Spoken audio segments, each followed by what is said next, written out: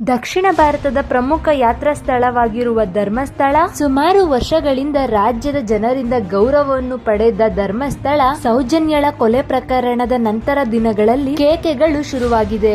ಇನ್ನು ತಮ್ಮದೇ ಕ್ಷೇತ್ರದಲ್ಲಿ ಇಷ್ಟೆಲ್ಲ ನಡೀತಿದ್ರೂನು ಇನ್ನು ಯಾವುದೇ ಪ್ರತಿಕ್ರಿಯೆ ತೋರದೇ ಇರುವ ಧರ್ಮಸ್ಥಳದವರು ಅವರ ಬಗ್ಗೆನೂ ಸಹ ಟೀಕೆಗಳು ಕೇಳಿ ಬಂದವು.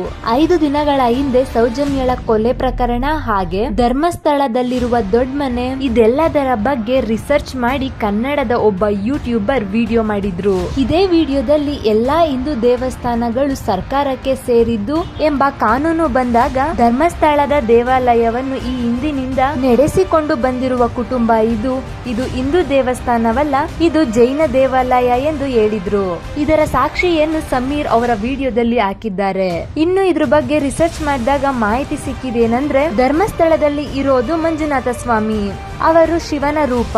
ಈ ದೇವಸ್ಥಾನ ಜೈನ ಧರ್ಮದ ಇದೇ ಕುಟುಂಬದವರಾದ ವೀರೇಂದ್ರ ಹೆಗ್ಡೆ ಅವರ ಆಡಳಿತದಲ್ಲಿದೆ. ದೇವಸ್ಥಾನ ಜೈನ ಪರಂಪರೆಯ ಆಡಳಿತದಲ್ಲಿ ಇದ್ರೂ ಸಹ ಇಲ್ಲಿ ಹಿಂದೂ ಪೂಜಾ ವಿಧಾನಗಳ ಪ್ರಕಾರ ಪೂಜೆ ನಡೀತಿದೆ. ಪೂಜಾ ವಿಧಾನಗಳನ್ನೆಲ್ಲ ಗಮನಿಸಿ ಇದನ್ನ ಹಿಂದೂ ದೇವಾಲಯ ಅಂತ ಎಲ್ರು ಅನ್ಕೊಂಡಿದ್ದಾರೆ. ಇದರ ಬಗ್ಗೆ ಪೂರ್ತಿ ರಿಸರ್ಚ್ ಮಾಡಿದಾಗ ಸಿಗುವ ಉತ್ತರ ಧರ್ಮಸ್ಥಳ ಜೈನ ದೇವಾಲಯವಲ್ಲ, ಪ್ರಮುಖ ಹಿಂದೂ ದೇವಾಲಯ. ಜೈನ ಪರಂಪರೆಯ ಆಡಳಿತದಲ್ಲಿ ಕಾರ್ಯನಿರ್ವಹಿಸುತ್ತೆ.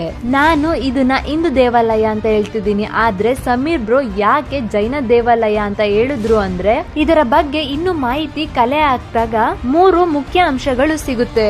ಇಲ್ಲಿ ಮಂಜುನಾಥ ಸ್ವಾಮಿ ಅಂದ್ರೆ ಶಿವನ್ಗೆ ಪೂಜೆ ಮಾಡ್ತಾರೆ, ಇದ್ರಿಂದ ಇದು ಹಿಂದೂ ದೇವಾಲಯ ಅಂತ ಕರೆಸ್ಕೊಳ್ಳುತ್ತೆ.